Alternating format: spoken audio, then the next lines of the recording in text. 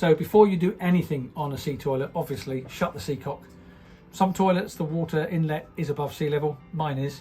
But if you take the pump off and you then let the hose go below sea level, it will come in. So always shut your sea cock before you start.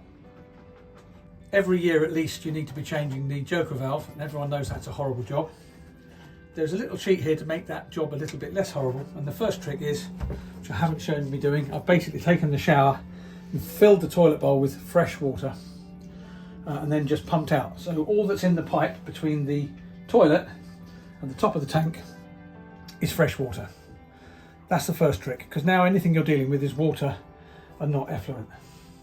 Next, we're going to look at how to get the leaks that come back through the joker valve into a bucket without them going all over the floor, because they always show you on the videos of putting a little bit of cloth there or a little bowl and catching it, but on most toilets, like on this one, there's just no room to put it there. So we're going to change this pump out completely, and I'm going to show you how we can get the joker valve leakage that comes through naturally, particularly when the joker valve needs changing, and put it into a bucket without it going on the floor. So we have here a fire bucket that I've taken out the stowage above, and this I featured in an earlier video about drying your bilge. This is a oil suction syringe which is available on Amazon. I'll put a link in the description, just so you know. They give me commission when I do that, so it is a paid link. So basically I'm going to use this to suck all of the water out of the pump and put it into the bucket without having to have that flood come out into the heads. Whenever we're working on the toilet, it's worth remembering that we've now got just water in the pipe going up to the tank. The top of the pump deals with seawater. The bottom of the pump down here deals with effluent. So it's only when we get to the bottom that we've got any nasties. So up the top, it's all relatively good stuff. It's just water. Some of it's a bit tainted because it's seawater or river water or whatever, so it's not lovely, but it's nothing particularly nasty either. Notice I'm wearing rubber gloves. Really good idea, because it's not really the nicest job. So always use them. They're only about 3 or 4 quid for a pack of 100, so it's worth having them. I'm just going to take these 6 screws out the top. I've put the plug in the sink, because if I knock any of them and they go the wrong way, they will go down the plug hole. Everyone knows that plug holes are magnetic. And this box that's in the way here on the left is a thing called Sea Smart. If you've ever had toilet smells, it basically pumps in a chemical into the pipe from the seacock to the toilet at the end by the seacock, and it means that whenever we leave the toilet unattended for any period, like when we're off the boat, the bacteria that normally grows in the pipe and then dies and causes that smell as it rots doesn't breed and grow, because of the fact that it's killed off in the pipe straight away. So it always makes the boat smell fresher. Absolutely love it. It's a great bit of kit.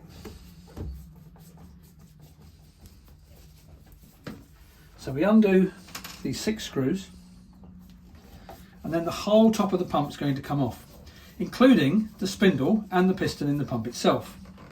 Now, I'm just going to have the bucket to hand, because sometimes when I pull this up, it will bring some water with it. So I don't want to have to go too far with the pump itself. I'm just taking the outflow pipe off the pump. This is the pipe that goes from the pump to the toilet. I'm taking that off, and now the top of the pump can come off, and it will bring the piston with it. Just see if there's any water coming with it. There's not, so that's good. Take it off, straight to my bucket, and leave it in the bucket like that, so it's clear. Now, because this is a relatively new joker valve on this particular one, there's almost nothing leaking. But if I put this down in here, you can see that by drawing, I can draw everything out of the pipe like that.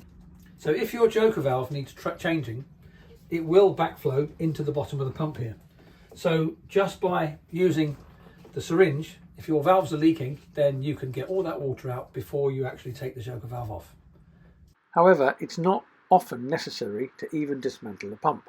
The most common symptom of a joker valve failing is fluid collecting in the toilet bowl, and this means that the flapper valve is also letting by.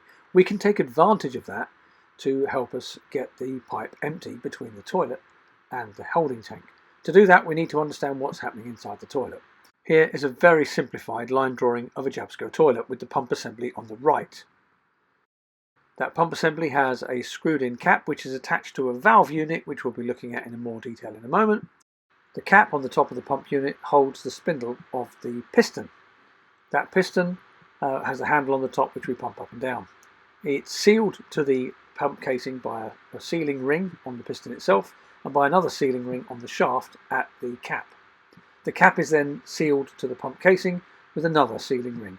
There are 4 non-return valves, one from the toilet to the pump, another from the pump to the holding tank, another one from the seacock into the valve unit at the top, and a last one from the valve unit at the top to the toilet bowl. Let's see how these non-return valves make the pump operate.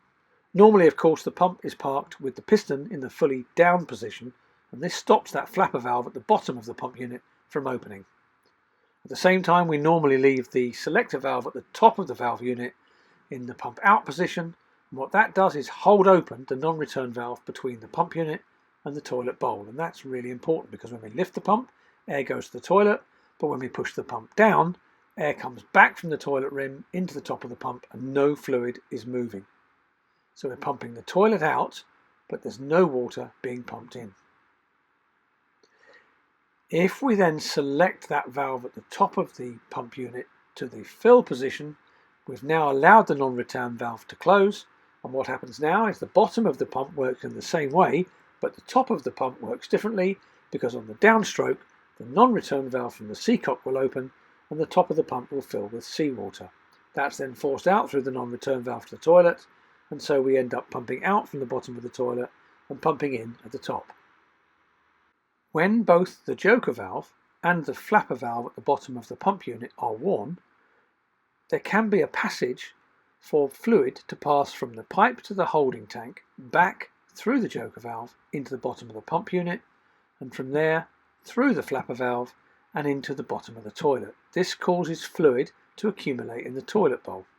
When that happens, we can actually take advantage of this problem in order to empty the pipe to the holding tank and so prevent spillage into our heads.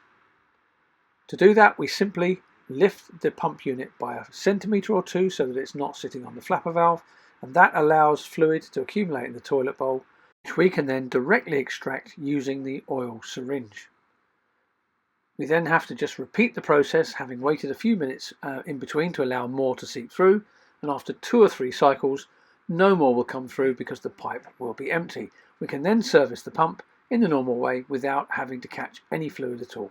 So we've refitted the new pump onto the outflow elbow with the joker valve in place. These 2 screws, really important that you don't over tighten them. You can feel when they're at the end of their thread.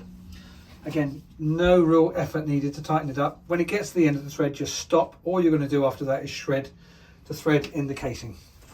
And now we've just got to put 4 screws through the little rubber flapper valve that's here, put it into place. And to do that, we have to manoeuvre the pipes so that it sits on its housing, and you can feel when it drops on, it's in place there. It's quite close to the toilet in this case. So now we've got to put 4 screws through there. We've got to make sure that it's not out of line when it goes to put those screws go in. Okay, there's one there. Again, if there's any effort needed, then it's not in the right place. When you drop these screws into the hole, they can snag on the rubber of the valve, but if you just wiggle them around loosely, you can feel them drop through and you'll hear them rattle when they hit the casing on the bottom. And then you just tighten them up, and don't over tighten. As I say, it's really important to just do them up finger tight.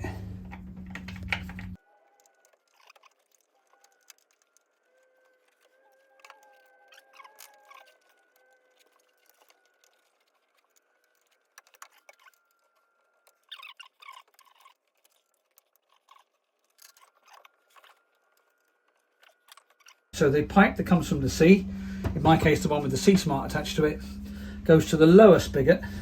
The toilet pan pipe, which is what delivers the water to the toilet, goes on the top spigot. If you're reassembling an existing pump, it's a really good idea to lubricate it when you reassemble it. And for maintenance, you can very simply put a half a teacup of olive oil down the toilet when the toilet bowl is dry, and then flush that through using some water. and it basically lubricates the cylinder in the pump and makes the piston ring around it, stops it cracking up and makes it last a lot longer. Okay, so a quick checklist of actions to service your toilet. First things first, always shut the seacock before you do anything else. Then set the lever to pump out and pump the toilet bowl dry. Next, fill the bowl with fresh water, either from a bucket or from your shower if it's close enough. Pump it dry and then repeat to ensure the pipe to the holding tank is full of fresh water. Partly lift the pump handle to allow the flap valve to unseat. Wait a few minutes, then draw water from the toilet bowl using a suction pump.